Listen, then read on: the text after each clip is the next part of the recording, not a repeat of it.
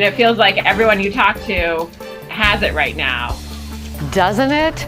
First at 5 o'clock, a lot of us are feeling the effects of COVID-19. Either it's hitting us or people we know. And a new COVID forecast is out today, and it shows the virus is certainly not dying down yet this summer. Thank you for joining us. I'm Laurel Porter.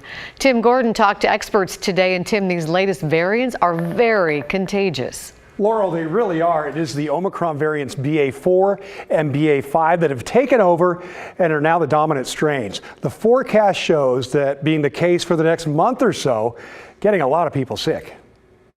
The hope for a quiet summer for COVID is dashed. The virus is raging in the community thanks to the rise of Omicron subvariants BA4 and BA5. OHSU's latest COVID forecast is out.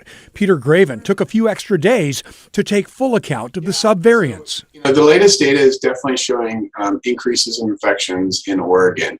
They seemed a little subtle at first. We looked like we had a little plateau, but it's pretty clear we are having an increase right now. They're as transmissible as measles, which is one of the most contagious viruses out there.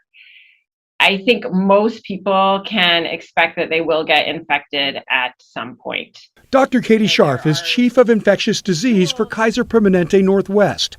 She says despite vaccines and herd immunity from past infections, she expects 93 to 95% of us will eventually get COVID-19. All that being said, vaccines are still, the number one tool to prevent severe disease and hospitalization.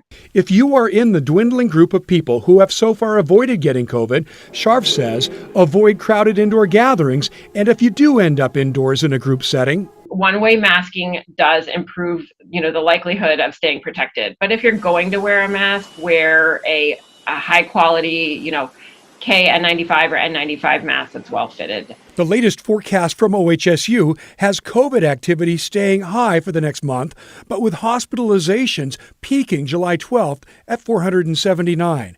That does not mean the virus isn't making people pretty miserable.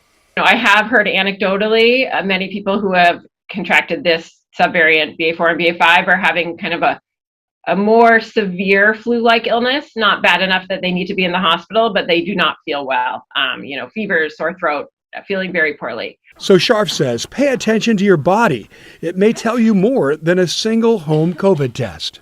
If you have symptoms and you have an exposure and you have a negative home antigen test, you are not free and clear. You probably still have COVID. You just haven't picked it up yet with the home antigen test. And Graven says there may be some good news coming later this summer, because right now there isn't a new variant on the horizon. That's the first time we've had that in a little while. Now, I do know that there will be another variant, but we don't really have our eyes set on one yet. And so that's always a little bit of hope. Yeah, but for now, be wary. And if you are high risk because of other health issues, have a plan with your doctor so you can start treatment as soon as possible if you do get infected with COVID. Laurel? We're holding on to any little bit of hope we can get. Thank you, Tim. In some communities, the increase in COVID hospitalizations is causing concern. In Jackson County, in Southern Oregon, for instance, hospitalizations are at their highest level in 4 months. In terms of why hospitalizations concern us, it's because it's a sign that people are being seriously impacted by COVID. And we don't want you to get that sick. Jackson County and Southern Oregon have been among the state's hardest hit regions. Last year, Governor Brown had to deploy the National Guard to help hospitals deal with the critical surge in COVID patients. An update today from Oregon health officials on monkeypox in the state. They say there are now 6 cases, 1 confirmed and 5 presumptive in Oregon. They're in Multnomah, Washington, and Lane counties.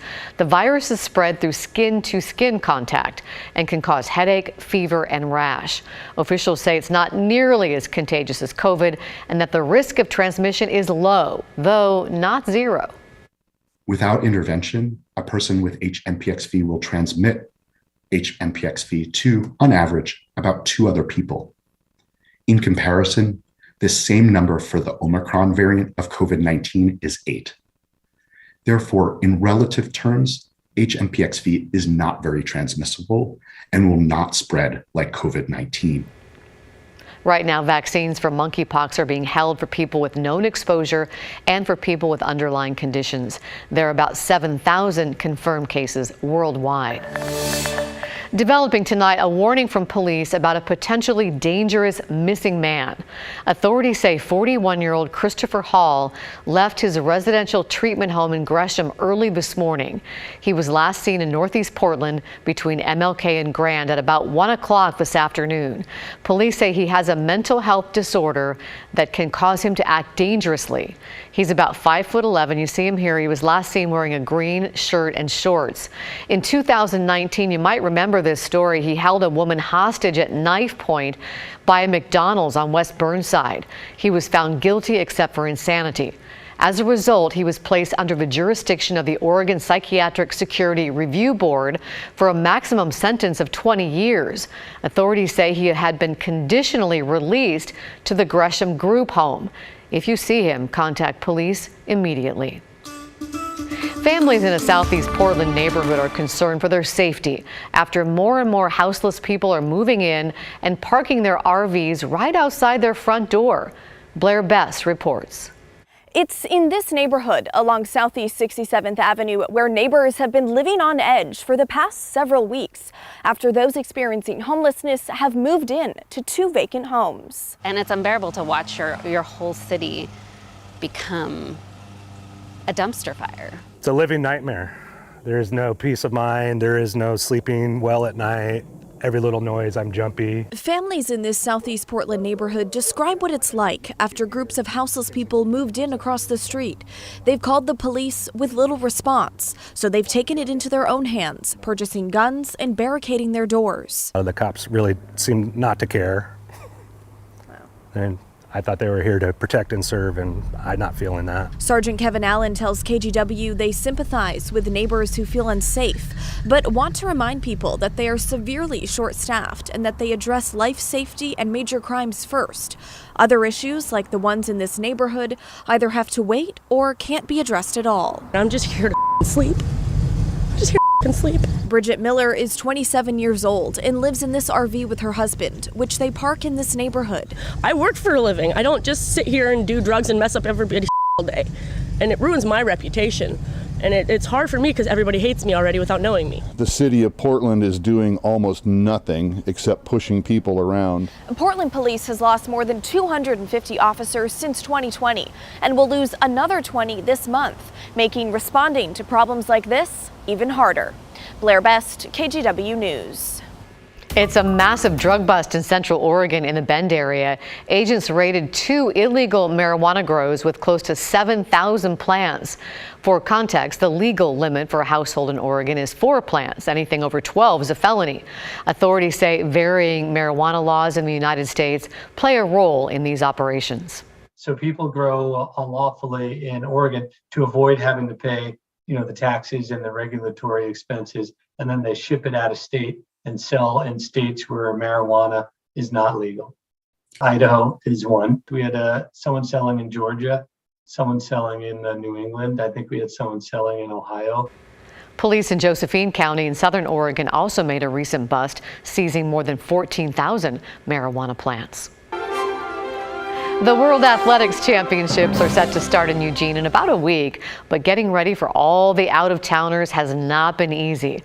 The competition comes at a time when hotels nationwide are dealing with staff shortages. Eugene area hotels say they've had to bring on extra help and extend working hours for employees. People who are working full-time are working full-time plus. People who are working part-time are working full-time. So we've really depend on the team, and teams come together to really help us out. We've talked about it for so long. We've been preparing. We are fully staffed now. We've been hiring over the last several months, gearing up for a busy summer. Took a little longer than usual, but we were able to get to that level before busy season came in for us. More than 100,000 visitors are expected to come through the city of Eugene.